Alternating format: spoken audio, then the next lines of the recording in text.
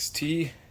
I just did a transmission CVT valve body replacement of a solenoid, the torque converter clutch solenoid.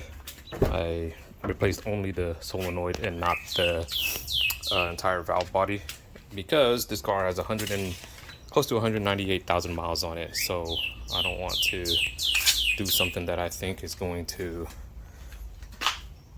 be too costly, you know, because it is an old car. Now, for the CVT Relearn, I bought something called an X-Tool AnyScan A30M.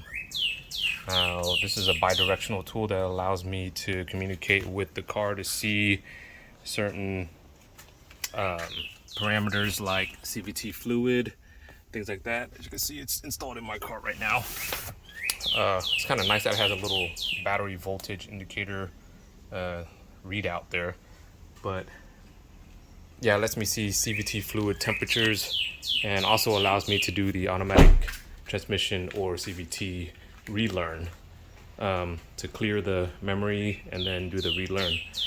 So very cool tool that I'm going to be showing you guys here in a second.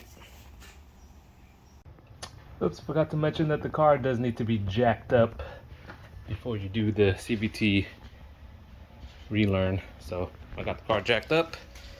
I'm about to go inside, do the CVT relearn. Got my A30M plugged in.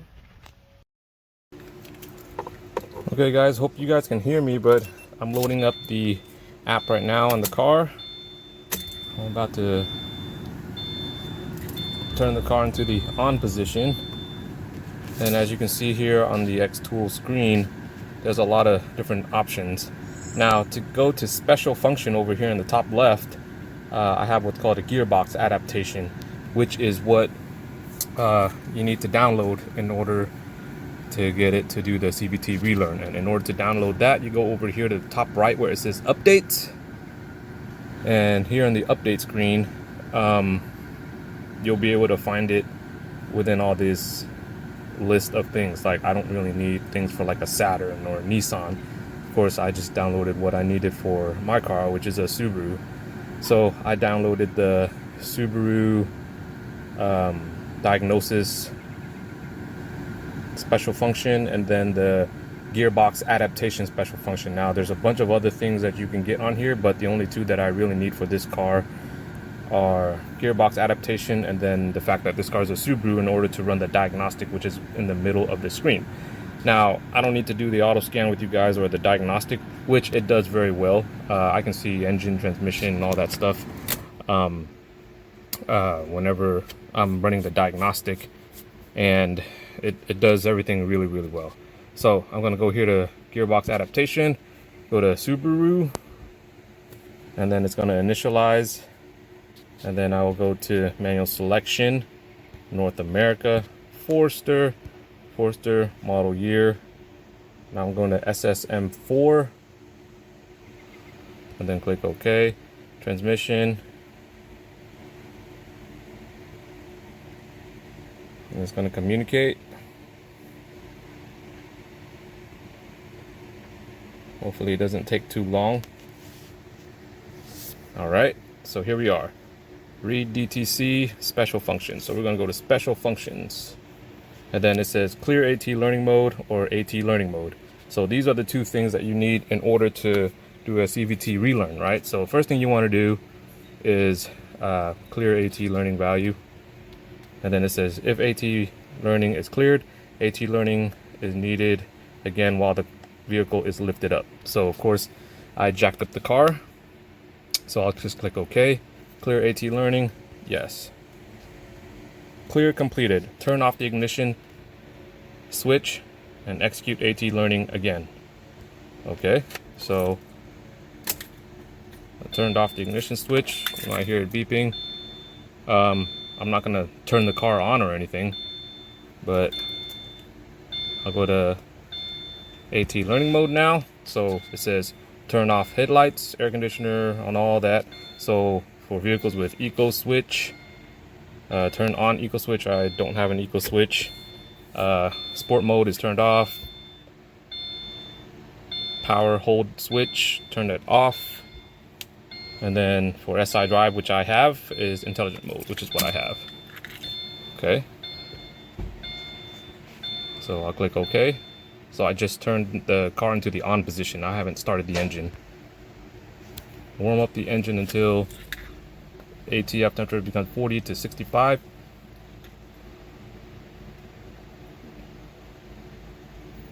Oh, my car is at 67, so I'm gonna have to wait for the car to cool down a little bit more. So I'll be back shortly in a little bit. I'll probably just run the fan next to the car for a little bit, so I'll be back later.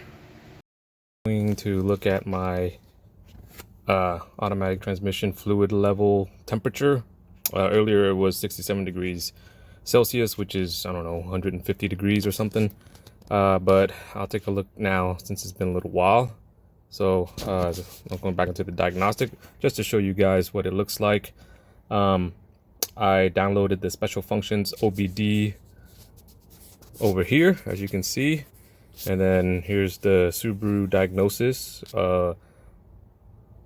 for special functions. But you know, like I said, you get that through the update. So I'll click on Subaru. It's going to initialize, and then I'll just go into manual selection because I don't want to look at everything. So I'll go North America, Forester, 14 model year, and Subaru Select Monitor 4. Yes. And then system selection, transmission. And then it's going to talk to the reader again. All right, so live data shows, as you can see here, 118 degrees Fahrenheit. It's really cool that I can just kind of look at it like this. So 118, that's about, I don't know, 40 degrees Celsius, maybe more, something like that. Okay, so I'm gonna back out, back out, back out. And then back out again. And then I'm gonna go to special function, gearbox adaptation, Subaru, manual selection, North America, Forester, model year, SSM4, again, transmission.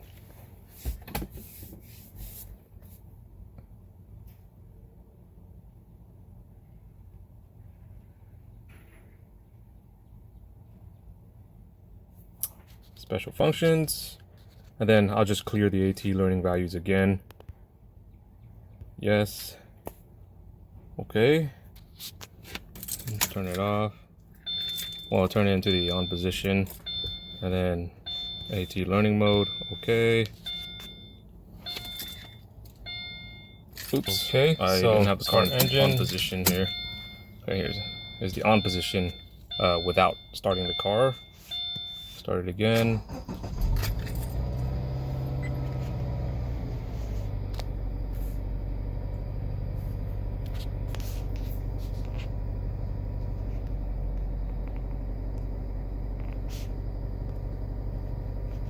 Fully depressed brake pedal.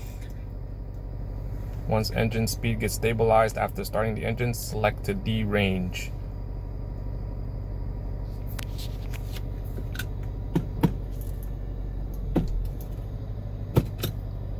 And then I can see the car at oil temp is blinking.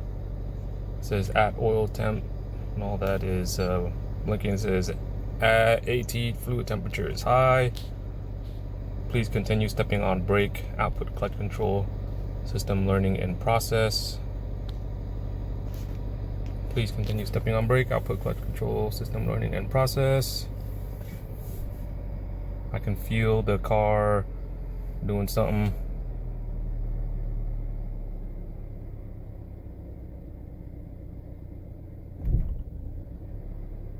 Fully depressed brake on. Keep pressing. Select to the R range.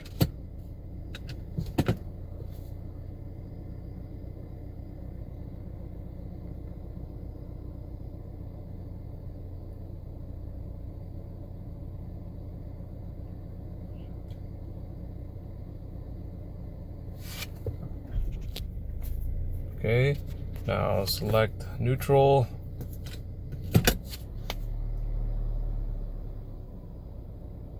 So it's really doing something to the car. So then turn off ignition switch.